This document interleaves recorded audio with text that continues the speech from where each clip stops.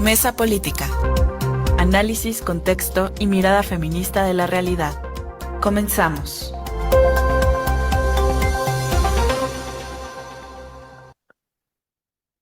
Hola, ¿qué tal? Muy buenos días. Pues se acabó la fiesta y la esperanza de que México llegara más adelante.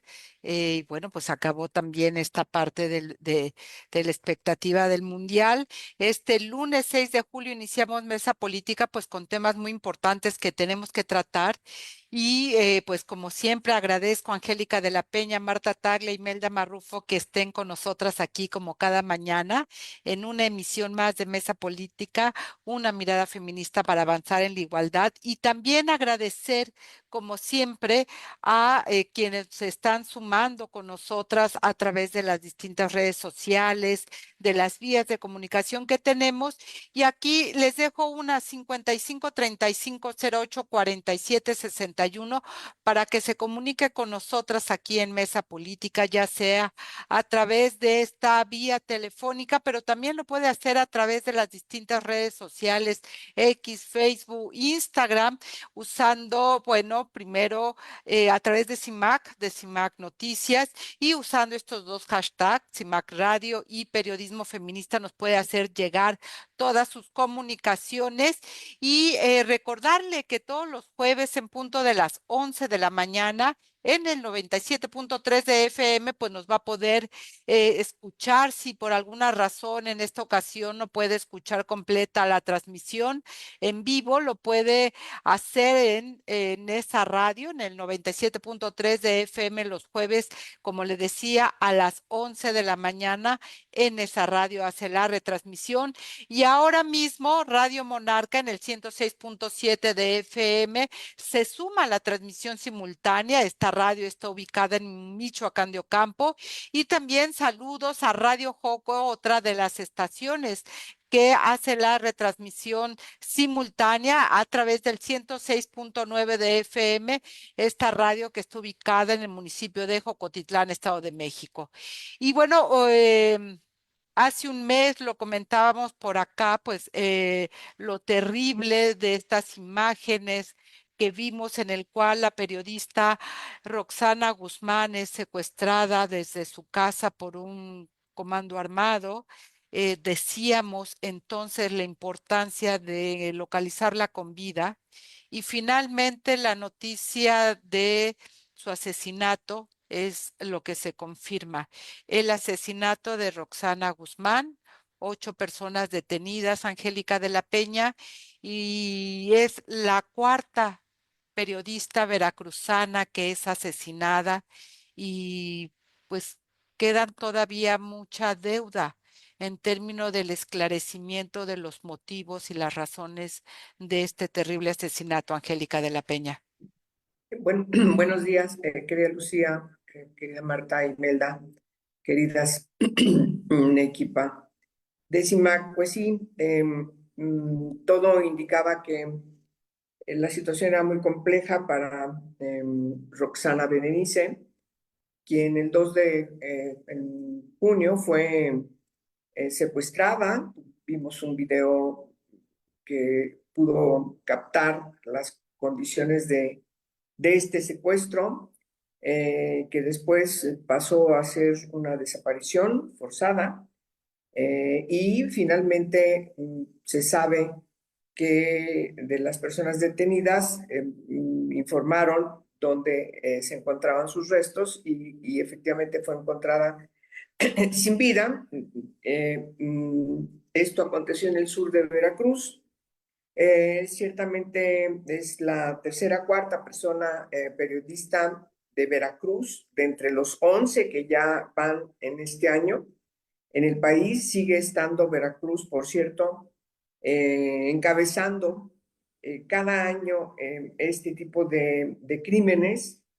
Y lo que nos debe llevar a la reflexión es que México ha logrado tener un marco jurídico muy importante desde la Constitución y las leyes secundarias para proteger la libertad de expresión, para enfatizar que es un derecho, es una garantía constitucional, un derecho humano, el acceso a la información, a la opinión y a estar organizado en función de estas importantes actividades inscritas como ejercicios fundamentales de los derechos humanos. Me parece que es importante enfatizar que hay un avance trascendental en la figura que conocemos como el derecho humano, justamente cuando abarca la necesidad de que se garantice la libertad de expresión y de opinión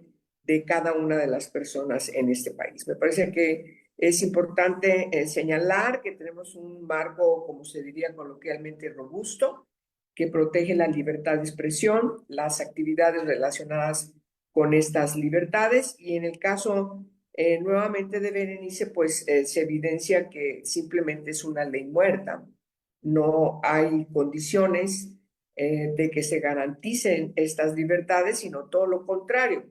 Porque el mensaje es muy claro, queridas. Si hay impunidad, el mensaje que se manda es de que pueden seguir perpetrando estos asesinatos y no pasa nada, no va a pasar nada.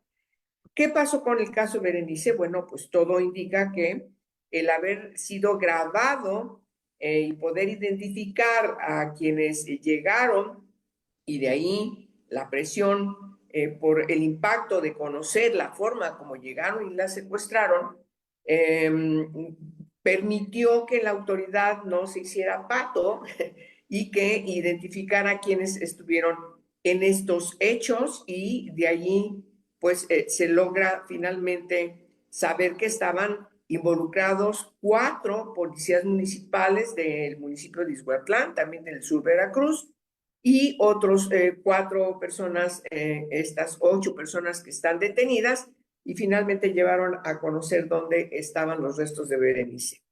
Es un problema muy grave en México, está catalogado a nivel internacional por Reporteros Sin Fronteras como uno de los países más peligrosos para el ejercicio del periodismo. Es terrible porque México, lo hemos dicho muchas veces aquí en este espacio, que México no está en guerra, México no tiene conflictos internos armados ni de ningún tipo que puedan estar detrás de alguna argumentación respecto de que se sufren ciertas vulnerabilidades que podrían estar identificadas como típicas en ese tipo de estadios, ¿no? Aquí en México no es así. México es un país que está en paz, que tiene un ejercicio constitucional de cambios de gobiernos a través de elecciones, no tenemos enemistades con nadie, somos un país que siempre ha manifestado en el mundo que hace llamamientos a la paz mundial, al respeto, y sin embargo es una cuestión totalmente contradictoria cuando internamente no hay ninguna de estas garantías que se puedan invocar y que se puedan ciertamente expresar en la cotidianidad del ejercicio de las y los periodistas. Esa es la verdad. Por lo tanto, me parece que lamentamos muchísimo este asesinato, lamentamos muchísimo, y creo que es el espacio adecuado para decirlo, en CIMAC, porque CIMAC siempre ha estado al frente de señalar este tipo de hechos, es parte de su encargo, es parte de su objeto de su creación, y es importante señalar que nos solidarizamos con las familias de estos periodistas, estas mujeres periodistas que por desgracia en el ejercicio de su trabajo son lastimadas, son desaparecidas y son asesinadas. Yo creo que es necesario sumarnos como CIMAC y desde esta mesa política al clamor que hacen todas las organizaciones, artículo 19, ya mencioné a Reporteros Sin Fronteras, a todas estas organizaciones que están haciéndole un llamado al gobierno de México, a la presidenta Claudia Sheinbaum, para que haya una real justicia, pero sobre todo una real prevención para que el ejercicio de esta función fundamental que está respaldada por la Constitución, por los tratados internacionales, ciertamente sea garantizada en el ejercicio total de su implementación. Eso es lo que podría señalar, querida Lucía, respecto a esta terrible noticia que un poco la anticipábamos por la propia experiencia, ¿no? No aparece dónde está, la forma como se la llevaron, pues y pasaban los días y prácticamente un mes después, pues se conoce y se rescatan sus restos de ella. Es una tristeza. Absolutamente una tristeza y una indignación. Hace hace un mes, cuando Roxana es secuestrada, vemos este terrible video. Decíamos, el objetivo es encontrarla con vida. Se le preguntó a la presidenta Claudia Sheinbaum qué iba a hacer y ella dijo, esperemos, la están localizando y esperemos las labores de la fiscalía. La madre de Roxana, la señora Rubicela Ramírez, se acercó a la propia presidenta cuando ella estuvo en Coatzacoalcos y le dijo, queremos de vuelta a Roxana con vida, y la presidenta le dijo, la vamos a encontrar, confíe, Omar está al frente, etcétera. En otro momento vimos la capacidad del Estado mexicano para encontrar con vida a un presidente municipal de Guerrero, pero no así con la periodista Roxana.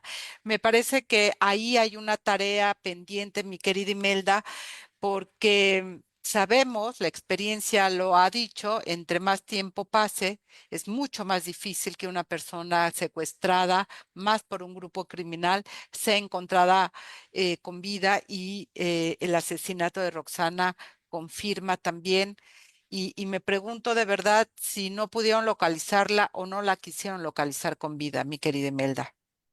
Hola, ¿qué tal, Lucía? Pues con esta lamentable y trágica situación que se sigue acumulando, saludándote por supuesto a ti, a Marta, a Angélica y a quienes nos escuchan, y como siguiendo esta y lo que tú planteas de que de la demora, tardanza y el caso de un funcionario, Lucía, que como dices fue evidentemente inmediatamente buscado, ¿no? Pero en el caso de Rosana Guzmán, de Rosana Berenice Guzmán, pues se ha hablado por parte también de la madre, la señora Rubicela, de demoras e inclusive de información hacia ella. Y yo recuerdo que hace un mes tú, Lucía, escribiste un artículo en relación con este caso, Rosana vive, me recuerdo si así se titulaba, y dabas cuenta de las agresiones a periodistas mujeres. Me parece que eran más de 189 reportados en lo que tú señalabas en un sexenio. Y además de ello, nombrabas los casos, Lucía, de otras mujeres periodistas y las historias de otras mujeres desaparecidas y asesinadas. Me parece importante plantear también para nuestra audiencia que se trata de Rosana, una mujer de 38 años de edad, que era madre de dos hijos, uno de ellos de 16 años de edad. Recordar también que quien estuvo al frente de esta exigencia de justicia y de búsqueda fue la señora Rubicela. Eso me parece un dato importantísimo, Lucía, sobre todo en cuanto al tema de medidas de protección para la madre, para la familia, y máxime que, como ya lo ha señalado la querida Angélica, pues de acuerdo a los datos que hoy tenemos, es que hay una participación, digamos, presencia de policías municipales de la zona contigua a el lugar donde vivía Rosana, y que también evidentemente se tiene el dato de la presencia de grupos criminales. Yo comentar también y recordar para nuestra audiencia que el sitio, la localidad donde vivía Rosana es un municipio muy pequeñito del estado de Veracruz, de una cantidad de un poquito más de 30,000 habitantes. Ella, en el medio que coordinaba, el medio digital que coordinaba, tenía una cantidad de seguidores importantes, más de 20,000, y reportaba casos, Lucía, esto que, no, que nos quede muy claro, desde la situación de riesgos de protección civil hasta la situación de denuncias a las autoridades municipales ciudadanas, hasta la información respecto a la situación del crimen organizado en la región, ¿no? y datos también, inclusive de colusión. Eso me parece muy importante. Así también otro tipo de servicios de la localidad. Por tanto, Lucía, se constituye como una fuente muy cercana a la comunidad. Y Sí. sabemos que en el caso de las periodistas, que evidentemente son muy, muy cercanos en el ámbito comunitario, pues están en una situación de riesgo. Yo quiero señalar en esta entrada, digamos, esta situación de lo que ocurre en este contexto local, porque me parece muy importante para desentrañar por qué se ha venido cometiendo esta situación de asesinatos a periodistas de hace varias décadas, bueno, por lo menos los últimos 16 años, con una presencia de crimen organizado presente en la entidad y particularmente los municipios en donde las periodistas y los periodistas en más riesgo se han encontrado, Lucía. Y que el caso de Roxana vuelve a mostrar un caso una situación muy importante, que es la convivencia entre la criminalidad y agentes del Estado. Y si esto unimos con lo que el propio Comité contra la Desaparición de Naciones Unidas ha señalado, aquí está la constatación de estos crímenes de lesa humanidad. Aquí está, pues, la relación precisamente en términos de la desaparición forzada, ya lo decía y lo recordaba muy bien Angélica, y la falta de efectividad de las instancias que hemos creado ante una situación muy compleja en el país de violación a derechos humanos. Tenemos comisiones de búsqueda, tenemos el mecanismo federal de protección para periodistas y personas defensoras. En el propio estado de Veracruz hay una instancia de protección a periodistas y se han desarrollado y extendido, pero algo sin duda, mi querida Marta Tagle, está fallando, que no garantiza este derecho que ya nos recordaba Angélica, el derecho a la libertad de expresión, el derecho a la información que tendríamos que tener todas y todos, y en especial los periodistas, déjenme ponerlo así, porque cubrimos una tarea social muy importante y esa tarea es lo que también tendría que estar cubierta. Marta Tagle, lo decíamos antes de irnos al corte, sin lugar a dudas, el asesinato, la confirmación, y además la forma, Marta, de haber encontrado pues los restos de Roxana, no se encontró su cuerpo completo. Hoy a mediodía serán el velorio y demás en la casa de la propia Roxana. Entonces, son dolores que se acumulan y que además se acumulan no solamente en términos sentimentales, yo diría, sino es la indignación también de dónde está el Estado para salvaguardar la vida y la integridad cuando ocurren estos hechos, mi querida Marta. Sin duda, querida Lucía, compañeras Angélica, Imelda, Equipa, qué gusto estarla saludando. Yo creo que frente a lo que planteas, sí nos tenemos que preguntar qué está fallando, ¿no? En los mecanismos de búsqueda y protección, porque tú lo decías hace un rato, ¿no? Parecía que no la querían encontrar con vida. Dejaron pasar mucho tiempo, la propia presidenta habló de localizar la comida, pero ahora pretenden, y creo que eso es lo que hay que alertar, es que con la detención de 8 personas que se da incluso antes de la confirmación de que son los restos de Roxana, pues que con eso ya se accede a la justicia. Y no, yo creo que hay un problema estructural en general en el país con el tema de la libertad de expresión, la violencia que hay contra periodistas, pero muy particular en Veracruz, ¿no? Donde tenemos casos emblemáticos de violencia contra periodistas y que sigue pasando y que no deja de pasar. Entonces, ahí hay un problema estructural en el que además tampoco hay que dejar de mencionarlo porque en el caso concreto de Roxana es evidente y justo las personas que están siendo detenidas ponen en evidencia eso, que hay una posible colusión de las autoridades con el crimen organizado. Y eso hay que ponerlo de por medio porque en cada uno de estos casos, además de ver, por supuesto, la violencia que se ejerce contra la prensa, contra la libertad de expresión, o sea, yo he tenido oportunidad de escuchar algunos de los reportes que hacía Roxana Guzmán y era una mujer periodista valiente, hecha para adelante, denunciaba, llamaba a la acción, y la verdad valiente en una zona de conflicto como en la que ella se encontraba y con los antecedentes de violencia contra la prensa que hay en Veracruz. Entonces, se puede ver sin duda esta violencia contra la prensa, contra la prensa. Hay claramente indicios de desaparición forzada porque quedó grabado, ¿no? O sea, porque queda grabado cómo van y la sacan a fuerza de su casa, porque además después se identifica que hay policías municipales involucrados. Y en ese punto, además, estas policías municipales que hablan de la colusión de autoridades, pues hay investigaciones que permiten relacionar a estas policías municipales pues con la protección que le dan al crimen organizado y la colusión que hay ahí y por supuesto entonces hay un tema de desaparición forzada e insisto, un asunto de estructural que además ha permitido que sigan sucediendo este tipo de casos, que sigamos lamentándonos de las terribles situaciones que enfrentan las y los periodistas en el Estado, porque además hay impunidad. Porque, o sea, insisto, ahorita pretenden que con la detención de estas 8 personas no se quede impune, pero yo lo que me preguntaría ahora, primero es falló para evitar que hubiera un mecanismo realmente de protección para Roxana, pues ante el tipo de periodismo que hacía y las amenazas de la que ella era objeto. Pero también, ¿qué se va a hacer para que esto no nada más sea un asunto de pues que ya se detuvo a las personas? Entonces, creo que lo que tendríamos que pedir es conocer la cadena de responsabilidades y que sí, o sea, no nada más son policías, obviamente había otras responsabilidades ahí.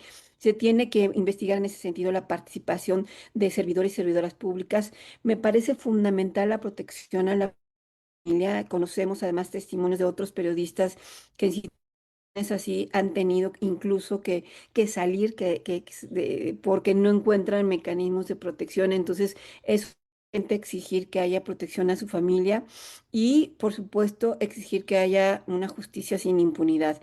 Y también, por supuesto, una exigencia para revisar los protocolos de búsqueda y protección, porque pues prácticamente pasó un mes para poder encontrar a los supuestos responsables y sus propios restos. Y entonces, en ese sentido, me parece que fue demasiado tiempo en una situación en la que además, como aquí se ha dicho, quedó evidencia a partir de un video que se hizo público del momento en que ella es sustraída de su domicilio. Entonces, creo que muchas preguntas ahí de por medio que nos llevan a exigir que este caso no quede impune e insistir que de eso depende que no se sigan sucediendo este tipo de situaciones, particularmente en Veracruz. Y Angélica, aquí hay varias cosas, ¿no? Creo que nos debe el gobierno local y el gobierno federal, incluso el municipal, aclarar qué acciones realmente hicieron para poder localizar con vida a Roxana, porque la respuesta de estamos investigando y la fiscalía está investigando, la búsqueda le tocaba. Tú me ayudarás si estoy equivocada, no a la fiscalía, sino a la comisión de búsqueda.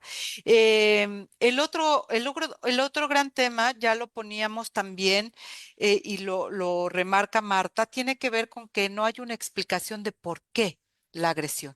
Es por la obligación es, de acuerdo con el protocolo homologado, es investigar su tarea periodística como un móvil de la violencia. Y ahí me parece también a deudas que hasta el día de hoy no nos han aclarado, mi querida Angélica. Bueno, primero aclarar es que se trata de un delito claramente identificado. Por lo tanto, sí es una atribución de la Fiscalía, puesto que fue sustraída con violencia de su casa y desapareció. Entonces, tienes ahí una colusión de varios delitos. Mientras que no se sabía cuál era su paradero, cuál era su suerte, entonces su calidad a partir de la sustracción es desaparición forzada. ¿Por qué desaparición forzada? Porque participaron policías municipales, es decir, agentes del Estado. Y entonces tienes varios delitos que están de la sustracción con violencia de su hogar, la desaparición forzada y posteriormente aparecen sus restos y entonces estás frente a un homicidio. De manera que claro que es un asunto de la Fiscalía y por tratarse de una periodista además, un delito federal, también está involucrada la Fiscalía General de la República. Es decir, la investigación también corresponde, además de las autoridades policiales federales, también las de investigación y judiciales federal, por tratarse de una representante de un medio de comunicación. Ciertamente, si como mencionaba hace unos momentos Marta, Imelda, ella se dedicaba a evidenciar las quejas ciudadanas en su municipio y en esa zona de Veracruz. Ciertamente ella estaba en un municipio pequeño, pero hay una cercanía de las otras comunidades, de los otros municipios. Por lo tanto, la cobertura de su canal en Facebook tenía un alcance más allá de su municipio. Por otro lado, también es necesario recordar que ella ya estuvo amenazada años atrás. Yo creo que es importante señalarlo. Incluso recurrió a la protección federal y salió varios años de su municipio y acaba de regresar apenas un año antes de estos crímenes de que fue objeto. De manera que tienes claramente identificado que fue por su actividad periodística que seguramente molestó a quienes eran evidenciados en las quejas ciudadanas que ella recibía y que ella propagandizaba desde su espacio en Facebook. Por lo tanto, no debe quedar duda de que se trata de una representante de un medio de comunicación y su calidad profesional es la de ser una periodista, es decir, una trabajadora en un medio de comunicación que se dedicaba a recibir las quejas y a evidenciar los vericuetos y todas estas triquiñuelas de las autoridades municipales de esta zona del país. Por cierto, Veracruz es uno de los estados más violentos.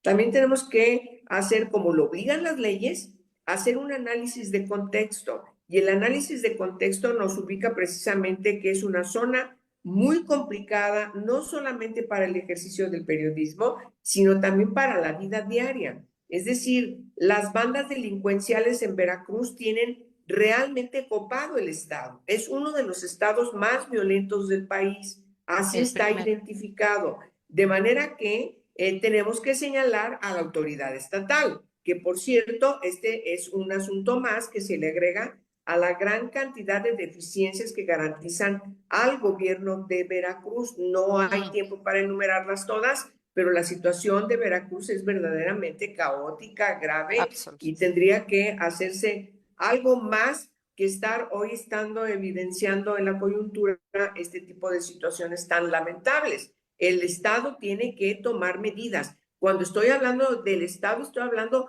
del Estado del país. Es una obligación como parte del Pacto Federal que todos los estados estén circunscritos al cumplimiento de las garantías constitucionales que hoy vemos no están siendo respetadas en el estado de Veracruz. Es el estado con mayor asesinatos de periodistas y de mujeres periodistas en todo el país, eso hay que recordar, razón por la cual, mi querida Angélica, surge ahí esta instancia de protección para periodistas. Después del asesinato de Regina Martínez y de Rubén Espinosa, precisamente. Es decir, estos son los contextos que la autoridad no toma en consideración no solamente en el caso de Roxana, que hoy lo tendría que estar haciendo, sino de los periodistas que le antecedieron. Por eso yo decía al inicio es la cuarta, es decir, había antecedentes de la gravedad de lo que estaban enfrentando las y los periodistas en esa entidad.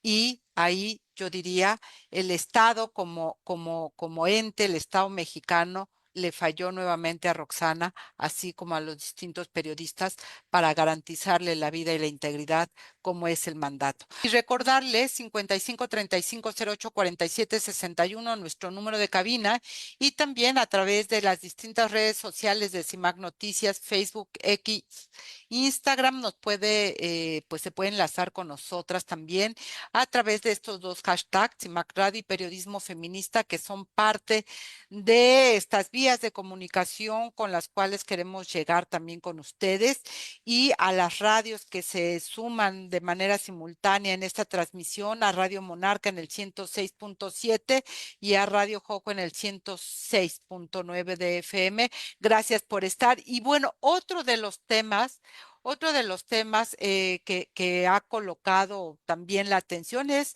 lo que veíamos hace algunos días en términos también de seguridad, que es el Plan Michoacán, mi querida Marta Tagle, y que pues nos lo venden como la gran acción con buenos resultados. Sin embargo, no hay que olvidar que Michoacán, hasta hace muy poco en los medios de comunicación de allá, se reportaba como la segunda entidad con mayor número de feminicidios en todo el país. Es decir, que esto es parte de lo que estamos viendo de la vulneración en materia de seguridad y de garantías de la ciudadanía de vivir en paz, pues que tenemos retos importantes, mi querida Marta. Sí, bueno, pues hemos sin duda identificado durante mucho tiempo los problemas que se viven en Michoacán, ¿no? Incluso recordemos en aquella etapa en la que hubo la necesidad de que justamente se organizaran las comunidades para buscar protegerse, proteger a las mujeres que eran secuestradas y violentadas, ¿no? Y es una realidad que lleva mucho tiempo. Es como lo que hablábamos del tema de Roxana en Veracruz. En Michoacán no se puede dejar de hablar de esta violencia e inseguridad que atraviesa la entidad desde hace muchos años y que está permeada sin duda por la delincuencia organizada.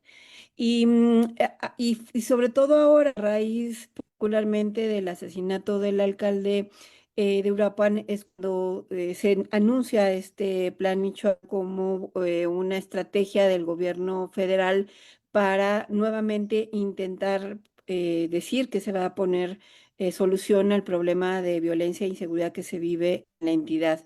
Recordemos que no es la primera vez que se intentan o se anuncian este tipo de planes para una entidad como Michoacán. En el gobierno de Peña Nieto también lo hubo, no hubo hasta comisionados especiales.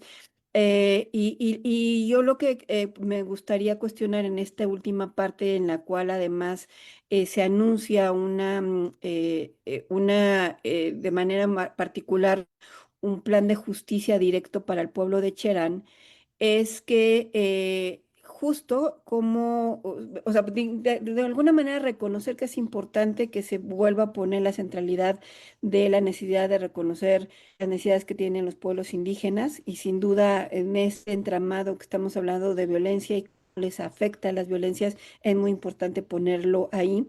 Pero el anuncio de justicia básicamente está centrado en la idea de que va a haber una inversión millonaria en infraestructura.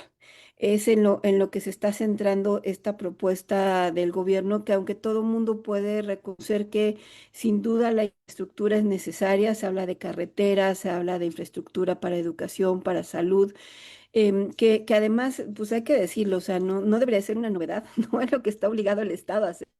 O sea, el garantizarte servicios, carreteras, infraestructura de salud y educación, no deberían venderse como un plan de justicia, es lo que le toca al Estado hacer, pero bueno, parte del paquete de lo que se anuncia tiene que ver con eso, pero yo el cuestionamiento fundamental que me hago con respecto a ello es que tanto en realidad, por una parte, están participando los pueblos y comunidades, y por la otra, ¿qué tanto en realidad este plan de infraestructura está pensado justamente en atender toda esta redes de criminalidad que se han construido durante tantos años en la entidad? Y creo que ahí está el reto, mi querida Imelda Marrufo. bueno, en Chihuahua también, te recordarás cuando se hizo, cuando en los años 90 estaba de manera muy, muy preocupante la violencia feminicida en la entidad, las comisiones que se hicieron especiales para rescatar el espacio público, para la sequía o algo así, creo que se hizo. Es decir, obras sociales bueno, tú me dirás qué tanto o no sirvieron para garantizar la vida y la integridad de las mujeres y para garantizar la paz en las entidades federativas, mi querida Imelda. Sí, Lucía, pues efectivamente desde hace meses atrás, inclusive aquí en esta mesa analizábamos este plan Michoacán recién se había anunciado, recordaremos, Lucía, y decir una situación importante. Marta refería a este plan de justicia también, digamos, como parte de las diversas acciones que el gobierno mexicano anunció para esta entidad. Pero yo me pregunto si puede llamarse plan de justicia una política que no tiene como metas públicas, Lucía, específicas, digamos, la prevención de feminicidios, desapariciones, la violencia sexual contra las mujeres, que es un tema central de Michoacán, de las mujeres indígenas, y recordaremos que también se había anunciado, Lucía, la creación alrededor de más de 100 centros libres en aquellas fechas, ¿no? Me parece que aquí es importante identificar y el planteamiento que hacían tanto tú como Marta de fijar el ojo y la lupa en este plan también hacia las comunidades indígenas son centrales, Lucía, porque cuáles son los indicadores más allá de la infraestructura y de la construcción de proyectos, Lucía, que ya se tenían en mente y que no son específicamente para estas comunidades, sino como parte de una política general. A la fecha, digamos, las extorsiones permanecen. Hemos visto en estos meses también asesinatos, Marta, en esas mismas comunidades, desapariciones y extorsiones. Entonces, es importante poder identificar también el tema de cuáles son los indicadores finalmente dirigidos y específicos a la prevención de la violencia y de la seguridad, y particularmente de las niñas y de las mujeres cuyos datos, de acuerdo al secretariado, siguen siendo, digamos, presentes y permanentes en la región, Lucía.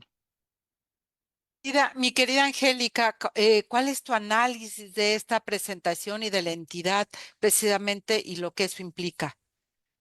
Bueno, yo creo que hay que hacer un análisis integral de la situación de Michoacán. Hoy hay un debate muy serio respecto de el impedimento que se quiere poner para que la viuda de Carlos Manso pueda tener una aspiración política. No lo ha dicho, si quiere competir, ¿por qué?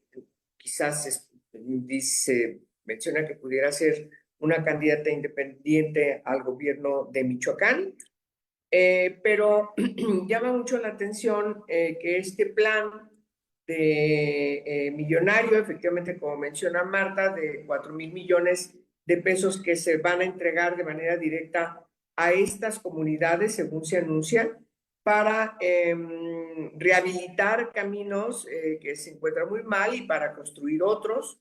Y efectivamente, en materias de salud, medio ambiente, educación y otras infraestructuras importantes que seguramente van a alivianar el problema tan complejo que sufren estos grupos indígenas de Michoacán, muy importantes y característicos de esta entidad, que suman más de 50. No recuerdo ahorita exactamente, pero es uno de los estados que tiene mayor número de comunidades, de pueblos indígenas, y por lo tanto, pues yo celebro que haya esta inversión. Me llama mucho la atención la certeza de que se ha manejado por las propias comunidades, lo cual en base a cumplimiento de requisitos legales seguramente es mucho mejor a que lo manejen otras autoridades. Y sí quisiera yo llamar la atención de que no sea solamente un asunto demagógico, que tenga un contenido político para evitar lo que pareciera es inevitable va a acontecer en el estado de Michoacán, que también, por cierto, es otro de los estados violentos del país y ciertamente también muy malas cuentas respecto de asesinatos de personas vinculadas al ejercicio público. De manera que los cuestionamientos que se hacen al Estado respecto del involucramiento del crimen organizado en muchas de las decisiones oficiales, sí llama la atención que se dedique esta gran inversión al Estado de Michoacán y no a otros. Yo creo que si vamos a hablar de la importancia de apoyar a los pueblos indígenas, que es tan necesario en estas materias, en salud, educación, infraestructura, medio ambiente, seguridad, sin lugar a dudas, pues me parece que deberían también apoyarse a otros estados que se encuentran igual o peores condiciones que el estado de Michoacán. Yo soy muy suspicaz y por ahí dejo esa preocupación respecto de un contenido electorero la decisión de este programa en Michoacán. Vamos a ver a ver qué pasa. Dice el dicho que piensa mal y acertarás, mi querida Angélica, pero a ver, llama la atención porque el tema de la extorsión, ahora que recuerdas precisamente al ex presidente municipal que fue asesinado, el tema de la extorsión a los productores era el tema. Y me parece que más allá de las carreteras, claro, pues de eso no se nos está hablando. Como bien dicen ustedes, coinciden las tres, muy bien la inversión a infraestructura, pero quedan varias suspicacias ahí. Vamos. Gracias, María Luisa Garfias, por estar y también Rosalba González Gabriel por estar y los comentarios. Marta, además de esto que sea Angélica, me parece muy importante la fuerza que Grecia Quiroz ha tomado, la discusión de esta reforma electoral en la entidad para impedir las candidaturas autónomas, que viene parte de este movimiento del sombrero, si mi memoria no me falla, pero todo ello es parte también de lo que tendríamos que estar analizando en materia de democracia, también, por supuesto, de seguridad que queremos en nuestras regiones, mi querida Marta Tagle. No, sin duda me parece que el punto que coloca Angélica sobre la mesa es muy importante, o sea, no podemos dejar de ver o entender o analizar lo que hace el gobierno federal, en este caso en Michoacán, pero que seguramente lo veré en otras entidades donde sienten que tienen condiciones reales de poder perder. O sea, Michoacán hay que recordar que justo a raíz del movimiento del sombrero, del asesinato del alcalde y de lo que ha significado, pues Morena está en muy malas condiciones. Ellos no se quieren dar el gusto de perder ninguna entidad, al contrario, pues planeando ir por las entidades que no gobiernan, y por eso sí coincido plenamente con el planteamiento de Angélica de que suena bastante sospechoso que de repente anuncien una inversión de más de 4,000 millones de pesos em, por algo que se viene sucediendo en la entidad y que no lo habían volteado a ver antes, ¿no? Entonces, es como tratar de resolver con dinero, digamos, el enojo del gente, pero sin además considerar realmente a las personas. O sea, porque este anuncio del plan de justicia purépecha se inscribe dentro del plan de Michoacán de por la paz, y que, o sea, hay que recordar todo lo que viene de Cherán y demás, porque ahí, y hay que recordar que las que han tenido un protagonismo muy importante justamente han sido las mujeres. O sea, en el 2011, en Cherán, fueron las mujeres indígenas las que pusieron sobre la mesa el tema del control del territorio por la tala ilegal. Y ellas, ¿no? Que son, digamos, las que pusieron el tema sobre la mesa, las que lograron poner la atención sobre Cherán, no son las que están en este acuerdo, pues. O sea, no son sus preocupaciones, sus problemas. Todo el tema que ya planteaba Imelda de la violencia sexual, que sin duda es una parte central de la violencia que se está viviendo en la entidad, no resuelve con carreteras, pues, o sea, no se resuelve con una inversión millonaria de esta naturaleza y me parece que justamente se está dejando de lado ese tipo de cosas y se pretende resolver con dinero, algo que, insisto, le corresponde al Estado hacer, o sea, el abandono en el que se encuentra la infraestructura en el Estado es una responsabilidad de este y de otros gobiernos, pero que ahora pretenden ponerle atención justamente de cara a un político electoral y no para resolver el problema de fondo, que es cómo vamos a resolver la inseguridad, la injusticia, la impunidad que se vive en la zona y particularmente el de las mujeres y de las mujeres indígenas, que son las que se han estado organizando, denunciando la tala ilegal, los problemas que enfrentan y la violencia sexual de la cual han sido objeto, y que ninguno de esos temas están hoy en medio de este plan Michoacán ni tampoco del plan de justicia purépecha que ha presentado el gobierno federal y que me parece que nosotras en esta mesa no podemos dejar de mencionarlo. ¿Qué está sucediendo con esta paz que se promete construir en una entidad si no se está considerando realmente las violencias que se están viviendo, particularmente por las mujeres en Michoacán?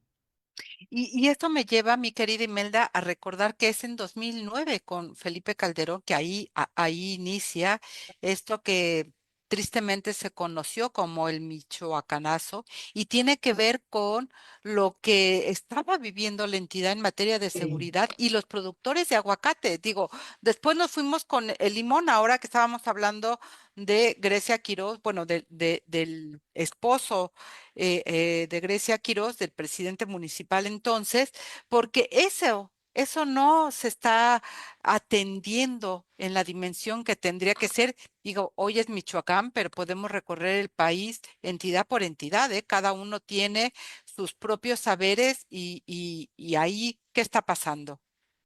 Sí, así es, Lucía. Pues evidentemente, como lo señalas, ya han pasado que más de 16 años de aquella situación del Michoacanazo, ¿no? Y que habla efectivamente de esta política del gobierno federal y la manera tan desastrosa como se ha intervenido en esta entidad.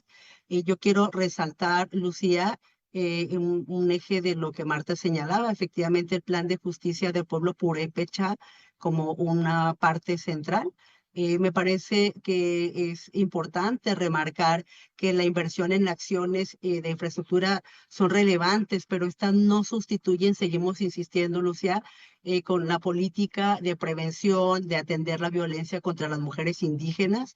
La prueba no es cuánto es el monto que se va a invertir en infraestructura, sino la prueba por la que se tiene que pasar esta política pública es si las mujeres pueden vivir seguras, en paz, sin desplazarse, poder participar, denunciar y ejercer una autonomía sin violencia. Yo me pregunto si existe, digamos, algún eje específico en este plan de justicia en el que las mujeres purépechas puedan, digamos, estar allí, ¿no? Consultadas, vivir una libre vida de violencia, forma parte de algún tipo de consejo regional, digamos, de estas cuatro regiones, ¿no? Para nosotras, ese es fundamental. Como parte de un indicador de ese tipo de política, y me parece que es a lo que tendremos que estarle siguiendo, dando seguimiento en ese sentido, la revisión de esta digamos, utilidad o no del plan de justicia de purépechas, ¿verdad? Mi querida Angélica, estamos a punto de terminar. ¿Qué otros elementos estás mirando en este caso? Bueno, yo lo que creo es que tenemos siglos con estos pendientes que refieren al reconocimiento de los derechos plenos de los pueblos indígenas en nuestro país. Creo que hay una justicia pendiente para cada uno de ellos. Me parece que no nos da tiempo, pero en algún momento deberíamos discutir desde un enfoque de integralidad qué significa la integración y el ejercicio de los derechos humanos de todos estos grupos originales y que está planteado de manera muy puntual en el artículo 2 de nuestra Constitución, Yo creo que el seguir enfatizando que México es una nación pluricultural, que los desafíos que tenemos en el futuro a nivel de humanidad y a nivel global y a nivel de incluso la inteligencia artificial, todos estos avances tecnológicos y científicos que ya goza alguna parte de la humanidad, pues siguen estando fuera del contexto de su cotidianidad de todos estos pueblos.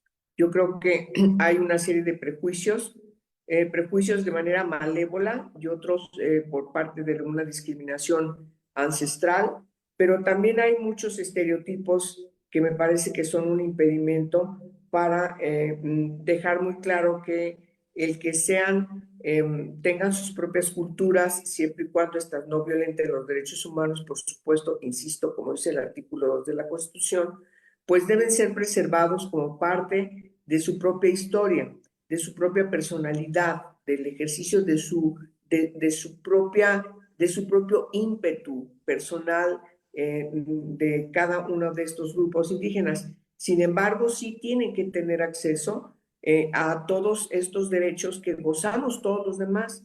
En el caso de la educación, solamente por poner ese y el de la salud, lo que vemos es que son las personas más discriminadas de las discriminadas. Y si estamos hablando de las niñas y de las mujeres, son las discriminadas de los discriminados. Es decir, nadie padece tanta discriminación como las niñas y las mujeres indígenas. Y eso, perdóname, querida Lucía, que lo siga insistiendo, es una responsabilidad de Estado, del Estado. No hay un marco jurídico que las proteja, siguen siendo las más atrasadas, es donde hay mayor analfabetismo, es donde hay más mortalidad materna, es donde las niñas no tienen acceso a la educación, son las más desnutridas porque el poco alimento que tienen siempre se les sigue priorizando a los niños. Es decir, estamos frente a una discriminación ancestral que no debe seguirse dándole la vuelta a no reconocer. Yo creo creo Imelda lo mencionaba, en el sentido de que todas estas inversiones deben tener una perspectiva de género, es decir, la perspectiva que nos ubique que las niñas y las mujeres indígenas siguen sufriendo una gran discriminación y son muy marginadas y muy violentadas también, hay que decirlo con puntualidad, en el ámbito familiar. Si hay un machismo que se solapa, es precisamente en estos pueblos porque están regidos por usos y costumbres. Y estos sistemas normativos, muchos de ellos siguen estando allí presentes, incluso y de manera irrespetuosa de la Constitución. Y no hay nada que los mueva. Digo, no nos da tiempo a hacer toda la historia de cómo sufren, pero sí me parece que sí debe ponerse el dedo exactamente donde tenemos que decir que si quieren que haya progreso para los pueblos indígenas, pues hay que empezar con las niñas y con los niños.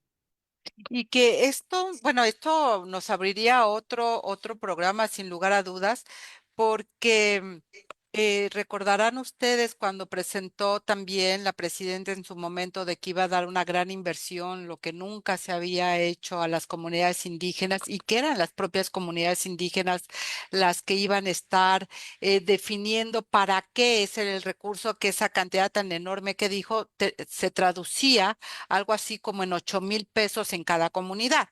Digo, porque cuando lo ves en términos globales, pues suena mucho, pero cuando llega la repartición, pues se va diluyendo. Y uno de los temas que señalaban las mujeres indígenas que yo estuve entrevistando es que ellas no participan en las asambleas.